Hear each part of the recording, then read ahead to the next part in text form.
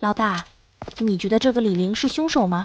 不可能是他，他的手一直在颤抖，厨房又摆了很多酒瓶，明显是长期酗酒引起的周围神经损伤，根本无法完成耳后静脉注射这种精准的操作。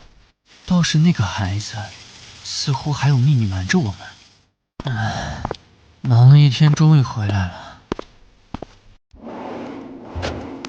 这女人是谁？为什么从林墨家里走出来？林墨在洗澡，那个女人又刚刚出去，这种场面怎么看都是像刚发生过什么的样子。该不会昨天才说要放弃我，今天就另觅新欢了吧？难怪上一次他表现得那么熟练，难道说已经身经百战？不过他倒是已经到了该交女朋友的年纪。糟糕，胸口好闷，觉得自己像是被水乱中气了。英俊哥回来了，要不要跟我一起吃晚饭？哦，刚才出去的美女是你朋友吗？哦，我的意思是还挺漂亮的，怎么没跟你一起吃饭？哼，她呀。这个笑容是怎么回事？为什么我都没见过？她只是帮我送份材料而已。哥哥身上怎么会有股奇怪的香味？什么味儿？我怎么没注意？强烈的迷似的气味，微果香，应该是乙酸乙酯。那是什么？是一种香精，大多用在染料、药物和香料里。你身上的味道更像是化妆品。哥哥今天去见了女人吗？这句话应该我先问你吧，你到底跟那女人都干了什么？倒是都没有近距离接触。哦，唯一接触到的只有那个孩子。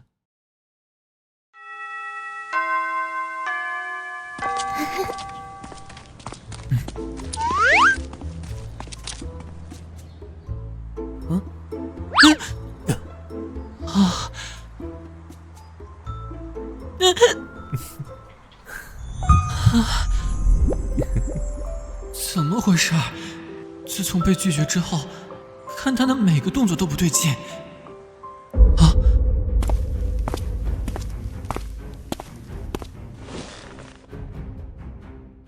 他们两个认识？见过几个衣衫不整的男人从他家出来，好像那天还有个女人。这是这个月的伎俩，记得按时吃。你是那天的警察叔叔？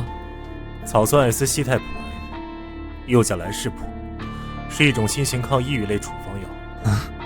你们两个得跟我回警局一趟。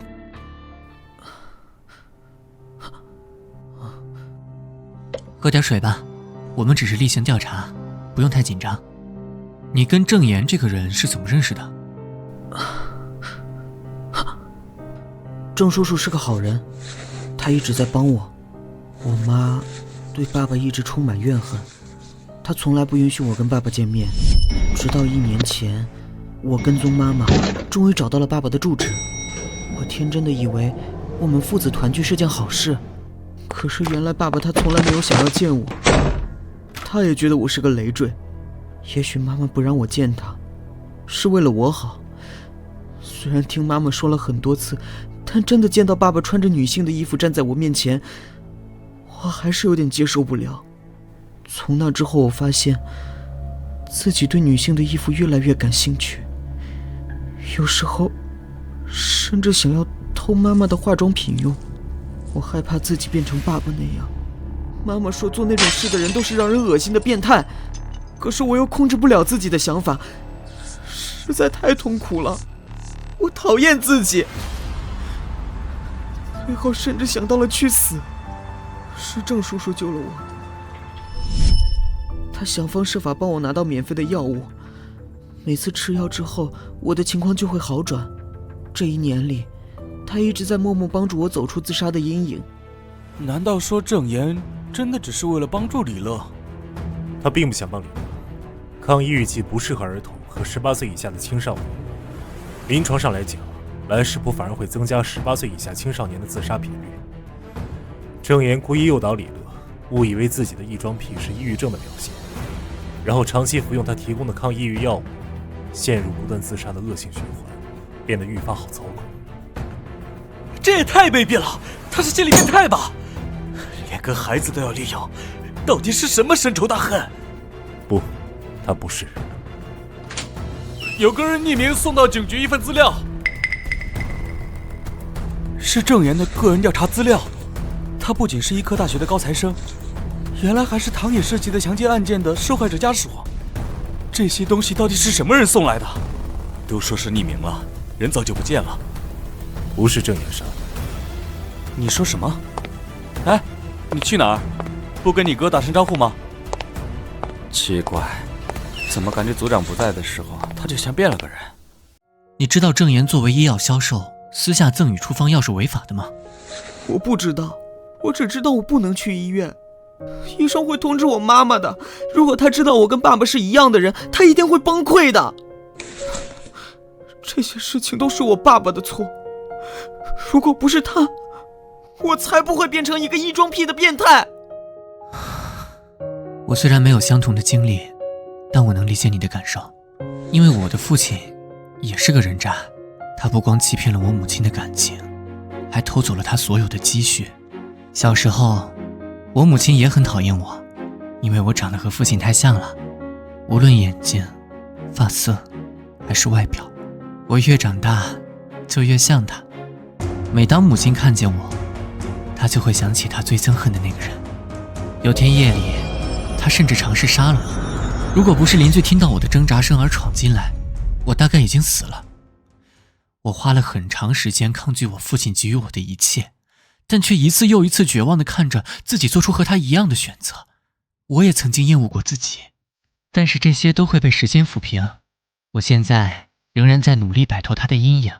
我相信我可以选择自己的人生，可以让自己不成为父亲那样的人。我想你也可以做到。我真的还有机会吗？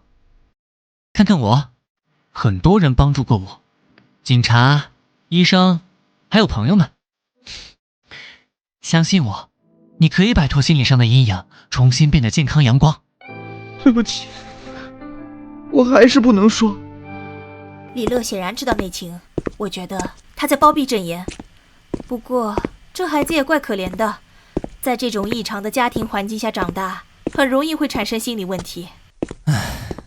没有什么能毁掉下一代，除了上一代。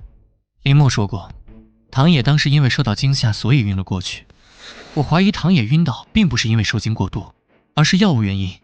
老大，检验科结果发过来了，你说的没错，唐野确实因为药物作用才晕过去的，他包里的药被人调包了。是什么药？青绿塞嗪。真正的死因也许是口服大剂量的青绿塞嗪引起的休克和昏迷。又是郑岩负责销售的药品。2年前弟弟自杀身亡后，你突然放弃泉州中心医院的工作，跑到 H 市做医药代表，并且以高出市场价1倍的价格租下唐野的隔壁。关于这一点，你有什么想解释的吗？没错，我接近唐野确实是为了报复他。我弟弟被他性侵之后，患上了抑郁症，我母亲也因此病重，他应该为我所承受的痛苦付出代价。但这并不代表我就是杀人凶手。他死的那天，我根本不在本地，我在 B 市参加学术研讨会，参会的人都可以为我作证。你当然不是我们要找的人，我们要找的是一个20岁左右的男性，拥有能够压制唐野的健壮身体，具有偏执型人格障碍，缺乏自信，无法自己策划谋杀，所以需要你来帮他做计划的凶手。他对唐野同样抱有极端的憎恨情绪，想要通过折磨致死来给他施加和自己相同的痛苦。我说的对吗？所以你们找到这个人了吗？郑岩，这是你最后的机会。教唆杀人和参与谋杀同样是重罪，告诉我你的同伙是谁？唐野是个彻头彻尾的人渣，他说谎无度，骗婚，滥交，性侵男性，他身边的每一个人都因为他的存在而饱受煎熬，难道不该死吗？我弟弟作为受害者，该白白遭受那么多年的折磨吗？太警官，我听说过你的事，换个角度来说，如果遭受这一切的人是你的弟弟，你作为一个警察，却因为没有证据，不能将坏人绳之以法，只能眼睁睁地看着自己的弟弟一步一步走向崩溃，你会怎么做？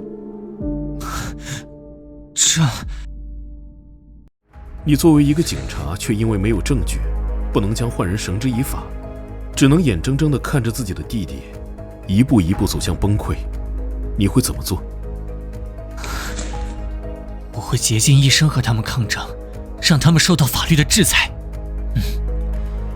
这世界上虽然没有绝对的正义，但我清楚，我和我的亲人需要的是让正义得到伸张，而不是依靠复仇让更多人陷入不幸。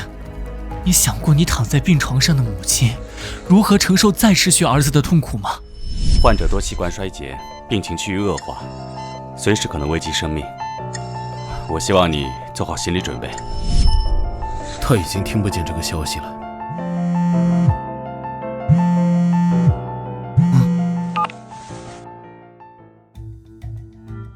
林先生，关于郑小杰的资料全在这里了。喂，英俊哥，医院档案里并没有为郑岩的弟弟开过死亡证明的记录。郑小杰2年前自杀身亡的消息是假的，因为对死者的极端仇恨造成的偏执障碍，曾经被性侵的遭遇也导致了他缺乏自信，情绪不稳定。为了复仇而强迫性增加锻炼，使得他虽然身材矮小，却拥有了在体力上压倒性的优势。郑小杰才是那个符合你侧写的嫌疑人。凶手就是你弟弟，对不对？我不会再回答任何问题，我需要见我的律师。经历了第一次杀人之后，任何微小的刺激都可能引起郑小杰的应激反应。小梦，你去发布郑小杰的逮捕公告，必须警告公众，不要和他发生正面冲突。是。郑小杰缺乏自主能力，以他的精神状态，很难长期维持一份稳定的工作。郑岩一定会在经济上给予他帮助。星远，你去调查一下郑岩的银行账户，注意转账记录。是。等等，明明是报复性杀人，为什么在已经确认了受害者必死之后还要割伤他呢？这并不是初次作案的特征，这一点上还是解释不通。组长，小区物业的那个大爷送来的，说是这个人先前在唐野居住那个单元附近徘徊，他上去追问的时候，那人扭头就跑，他们以为是小偷，追了半天只扯下了外套。那个人长什么样子？他说身高很矮，但是肌肉却特别显眼。应该就是郑小杰。把之前酒吧洗手间的装修图纸再给我看一下，还有其他楼层的建筑图纸。这件衣服上的标志和装修公司一样。原来郑小杰参与了施工，如果他对建筑结构熟悉的话，一定能找到别的出口。你们看这里，我们下意识觉得女洗手间和男洗手间的布局应该是镜面相同的，但按照这栋大厦的上下层图纸来说，男洗手间内部明显比上一层楼缩短了50公分。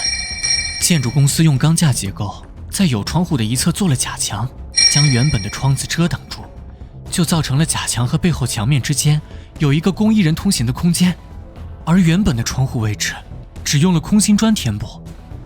只要郑小杰再移开假墙上的瓷砖，就能通过这条通道直接从背面破墙离开。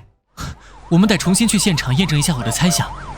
就算是这样，郑小杰自相矛盾的杀人手法还是让我想不通，问题到底出在哪里？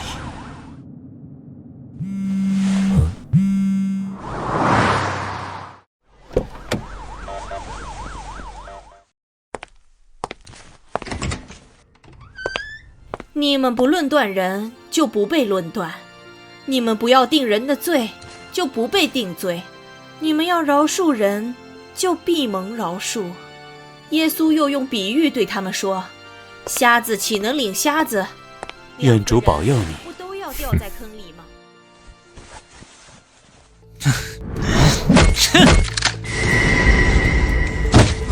这是郑小杰。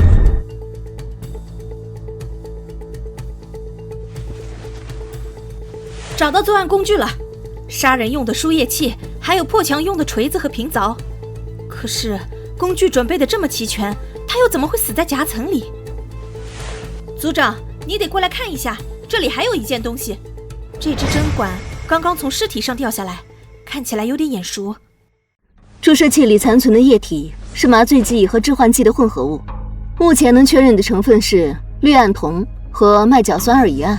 按照成分分析，应该和10年前心灵捕猎者系列案件中遗留下来的注射剂是一致的。这种药物会使人产生强烈不愉快的心理反应，正常来说，受害者会发疯、自残，甚至自杀。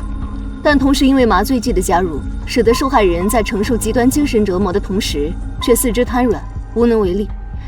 在这种情况下，死亡反而对他们来说是一种解脱。有外伤吗？真正的死亡原因是什么？除了在移动受害者的时候造成的表皮擦伤以外，没有防御伤，也没有折磨和捆绑的迹象。死亡时间几乎和唐野一致。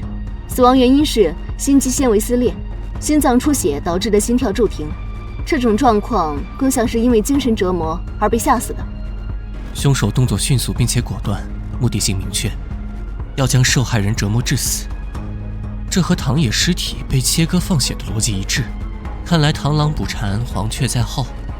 郑小杰在杀害唐野之后，被另一个真正嗜血且手法成熟的变态杀人凶手解了漏。真正的变态杀人凶手，难道说捕猎者又回来了？这一次他似乎更加丧心病狂。对不起，如果可以，我也不希望你看到这样的照片。我也有兄弟，我能感受到这些东西带给你的痛苦，但是我需要更多的细节，才能找到真凶。为什么？明明都已经到了最后一步，他答应我，只要这件事过去，就去国外读书，重新开始新的生活。为什么？为什么好人就不能好好活下去？你知道我弟弟有多善良吗？他被强奸的第2天，回到家里，不敢让我知道，偷偷跑到卫生间里一直洗澡，甚至还责怪自己做错了什么。从那之后，再也没穿过短袖的衣服。如果不是唐野对别人炫耀自己的战果，周围人开始用怜悯的态度关心他，他甚至不知道是自己受到了伤害。该死的人不是他，该死的是唐野，还有愚蠢的我。如果不是我当时坚信警方还可以还小杰一个公道，就不会怂恿他公开起诉唐野，让他的痛苦被所有人当成茶余饭后的谈资，害得他精神崩溃。我不会再相信任何一个警察，你们只会站在局外人的立场上说那些冠冕堂皇的废话。你不是说了解我的事吗？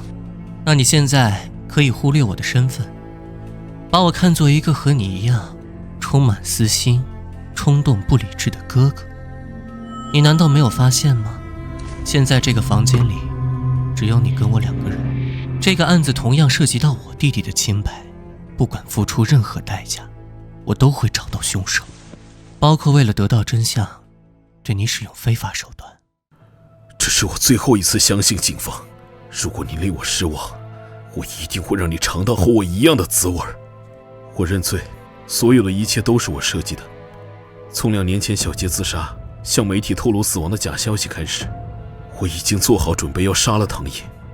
后来的过程你猜对了一半，事实上当天将唐野随身药物换掉的人是他的儿子，协助小杰逃跑的人也是李乐。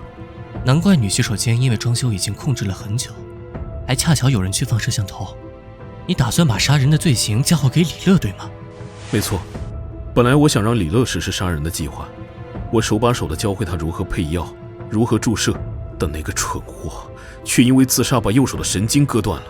无奈之下，我才不得已让小杰去做。知道这件事的除了你和郑小杰、李乐，还有其他人吗？没有，不过在我开始调查唐野的时候，我收到了一封信，信里有唐野的全部个人资料，还有一笔钱。对于并不富裕的我来说，至少可以支撑我和弟弟5年的生活。这也是为什么我可以花高价租下唐野的隔壁。那封信就在我家的保险箱里。老大，你吓死我了，我还以为你真打算跟他同归于尽。还好这东西没用上。小孟，申请搜查令，我们要把郑岩家里的信取出来。不必了。局长，既然杀害唐野的凶手已经找到了，这个案子就到此为止吧。后面的事情我会交给其他人。可是杀害郑小杰的凶手还没……你作为待休警员，有办案的资格吗？结案公告的媒体会你也不用去了，会有人替你。你回去休息一下，准备复职吧。我明白了，但是我还有个请求。林梦，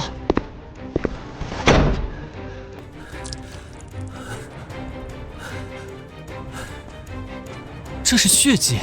林梦，发生什么事了？